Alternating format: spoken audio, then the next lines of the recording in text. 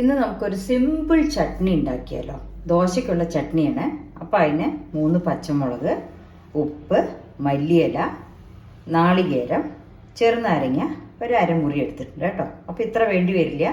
ഇതൊക്കെ നമ്മളൊന്ന് മിക്സിയിലിട്ടിട്ട് എങ്ങനെ അരയ്ക്കാൻ നോക്കുക. വളരെ എളുപ്പമാണ്, ഭയങ്കര സ്വാദാണ് ദോശയ്ക്ക് കഴിക്കാൻ കേട്ടോ. അതുകൊണ്ട് അത് സ്പെഷ്യലായി കാണിച്ചു തരാമെന്ന് വെച്ചാൽ. ഇനി എന്താ ചെയ്യുന്നത് ഇപ്പോൾ കാണിക്കാം കേട്ടോ.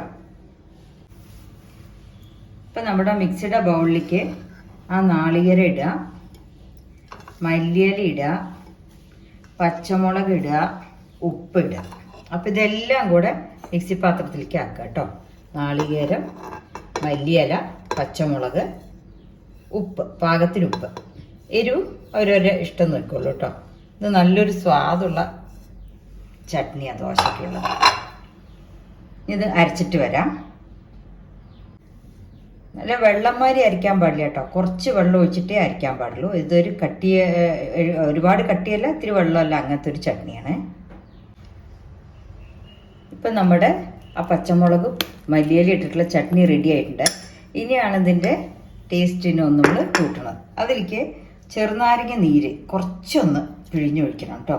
അതാണ് അതിൻ്റെ സ്വാദ്, ഈ ചട്നിയുടെ ഒരു സ്പെഷ്യല്. അപ്പോൾ കുറച്ച് ചെറുനാരങ്ങ നീര് അതിലിങ്ങനെ ആക്കിയിട്ട് ഇളക്കിയ ശേഷം ഇനി അതിലേക്കൊന്ന് വറുത്ത് കൂട്ടുക. അപ്പോൾ ഈ ചെറുനാരങ്ങയുടെ നീരിന് ഈ ചട്നിക്ക് ഒരു നല്ല പ്രാധാന്യമുണ്ട്, നല്ലൊരു വാസനയാണ്, സ്വാദുമാണ് ദോശയുടെ കൂടെ കഴിക്കാൻ കേട്ടോ. ഇനി നമുക്ക് അതിലേക്ക് വറുത്ത് കൂട്ടാം.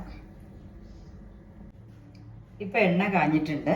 ഇനി അതിലേക്ക് നമ്മൾ കുറച്ച് ഉഴുന്നുപരിപ്പും കുറച്ച് കടുക്,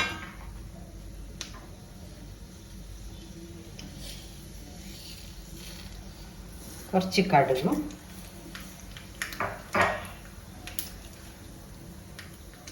അന്ന് പൊട്ടിക്കഴിഞ്ഞാൽ നമ്മൾ കരിവേപ്പിൻ്റെ ഇല 2 കഷ്ണം ചെറിയ വറ്റൽമുളകും കൂടെ വറുത്ത് കൂട്ടുക.